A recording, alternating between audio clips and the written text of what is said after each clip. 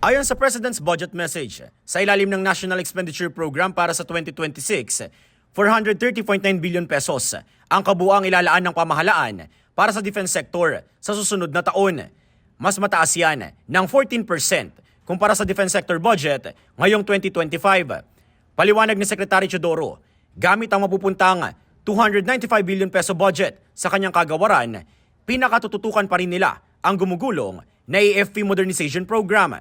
Target dyan na mapalakas ang land, air at naval forces ng bansa at mas maging handa rin sa kahit anong uri ng banta.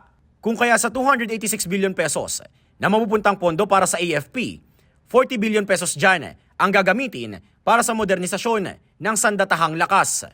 Kasama na rin sa budget na yan ang isinusulong noon ni House Speaker Romualdez at ng administrasyon na pagpapataas pa ng subsistence allowance ng mga men and women in uniform sa 350 pesos kada araw mula sa dating 150 pesos. Binigyang diin din ni Secretary Teodoro na hindi nila nakakaligtaan ang mandato ng kanilang kagawaran na protektahan din ang mga Pilipino sa anumang uri ng kalamidad.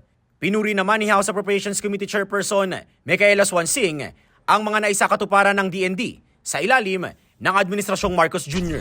Our defense diplomacy has likewise advanced with the signing of a reciprocal access agreement with Japan, expanded cooperation with Germany, New Zealand, India, Australia, Canada, and joint maritime drills with the United States and other partners, strengthening both deterrence and interoperability.